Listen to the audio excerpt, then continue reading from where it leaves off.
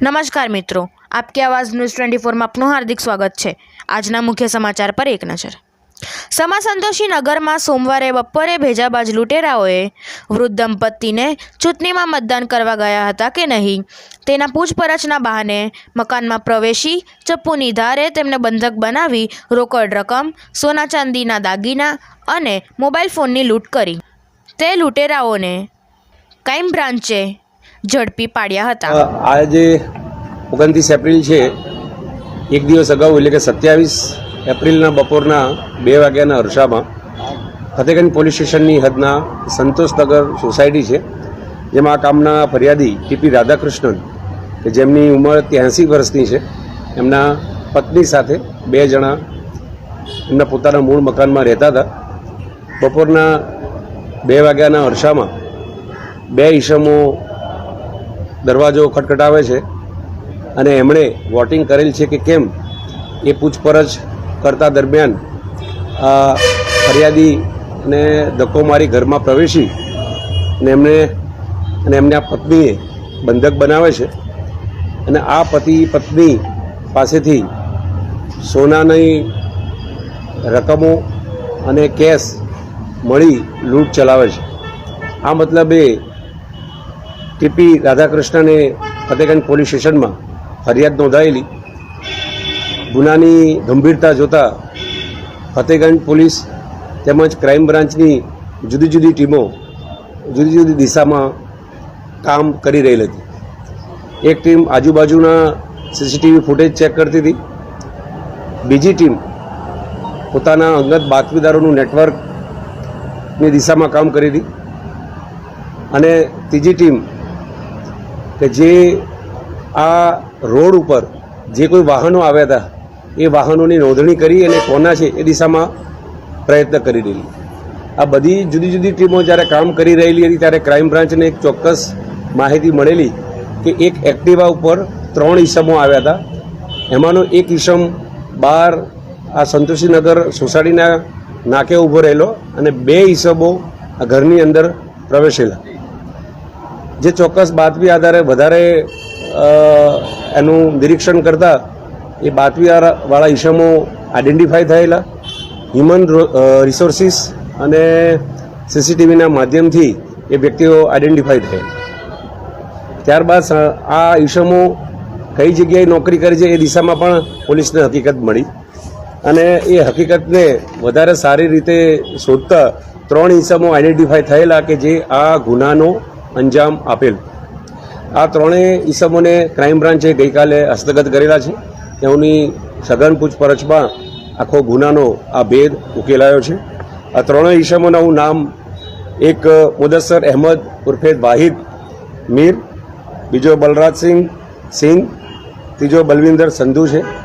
આ 3 ઈસમો મુખ્યત્વે મુદસ્સિર મીર જે છે એ ગુનાનો અંજામ આપનાર છે, જે 1 અઠવાડિયા પહેલાં જ રાજકોટ જેલમાંથી છૂટેલો છે।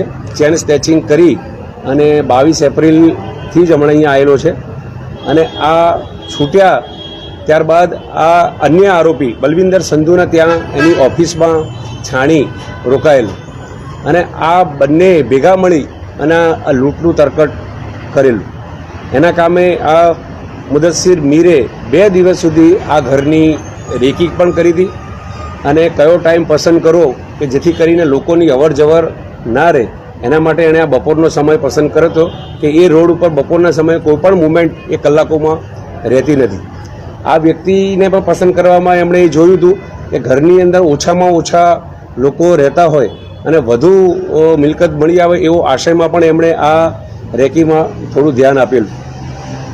વધુમાં બલવિંદર સંધુની પૂછપરછની અંદર એ ભૂતકાળની અંદર પણ આપણા વડોદરા શહેરમાં જુદા જુદા ગુનાઓમાં ચોરી અને છેતરપિંડીના ગુનામાં સંડોવાયેલો છે એવું પણ જાણવા મળેલું છે।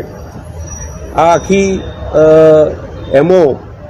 એમનો કરવાનો આશય હાલ આ બધા એમની પાસે એક સમય પહેલાં પૈસા હતા।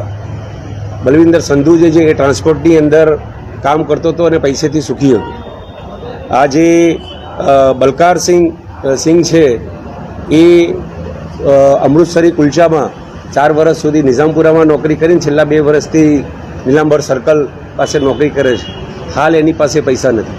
અને આ જે મુદસ્સર મીર જે છે એ તો 22 એપ્રિલે જ અહીંયા રાજકોટથી ચેન સ્નેચિંગ કરી અને અહીંયા છાણી ખાતે આ બીજા આરોપીના ત્યાં રહેવા આવેલો છે, એટલે એની પાસે પૈસા નહોતા. એકંદરે ત્રણેય જણા પાસે પૈસા નહીં હોવાથી એમણે આ આખું આયોજન કરેલ છે. આ ત્રણેય આરોપીઓની હજુ વધુ પૂછપરછ ચાલુ છે. આગળ પોલીસ રિમાન્ડ માગશે અને બીજા કોઈ અન્ય ગુનામાં એ સંડોવાયેલા છે કે કેમ તે દિશામાં પોલીસ તપાસ કરી રહી છે. સાહેબ, કોઈ મુદ્દામાલ રિકવર કર્યો? જી, આ ગુનામાં જે ફરિયાદીના ગળાની ચેન, એમના બંનેના હાથના વીટીઝ અને જે બેંગલ્સ પહેર્યા હતા એ તમામ મુદ્દામાલ, રોકડ અને એટીએમ બધું જ પોલીસે રિકવર કરી દીધું છે. 100% મુદ્દામાલ પોલીસે રિકવર કર્યું છે. સાહેબ, ગરમીનો પારો ખૂબ જ વધારે છે અને ક્યાંક આ લોકો વૃદ્ધ દંપતીઓને ટાર્ગેટ કરતા હોય છે. શું મેસેજ આપવા માંગશો કે બપોરના સમયે કઈ રીતે ઓળખતા ના હોય તો દરવાજો ન ખોલવો જોઈએ? એ સામાન્ય રીતે પોલીસ વારંવાર અપીલ કરતી હોય છે કે અજાણ્યા ઈસમો સાથે કોઈપણ પ્રકારનો વ્યવહાર કરવો નહીં. ટેલિફોનિક વ્યવહાર હોય કે આપણી પોતાની ગુપ્ત માહિતી આપવી હોય કે જ્યારે આ ઉંમર છે 83 વર્ષની, ત્યારે કાળજી એ અનિવાર્ય છે. આપણા માધ્યમથી સંદેશો આપીશ, આપણે સલામત રહીએ અને સૌને સલામતમાં આપણો પોતાનું યોગદાન આપીએ. સાહેબ, કઈ કઈ કલમ લગાય છે? કારણ કે દાદાને તો ઘસેડીને નાક બંધ કરીને પણ લોહી નીકળ્યું એવું કહ્યું. ઘરની અંદર લૂંટ કરવાના ઈરાદે પ્રવેશવું, લૂંટ કરવી અને ગુનાહિત કાવતરું, આ બધી કલમો પોલીસે આની અંદર લગાવેલી છે અને સારામાં સારી તપાસ કરી આરોપીને એના અંજામ સુધી અમે પહોંચાડીશું. બોલાયેલો ને એમને.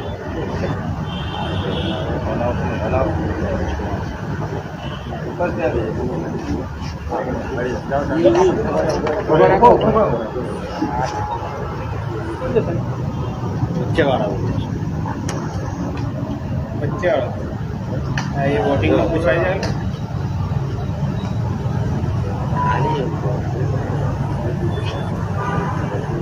Thank you.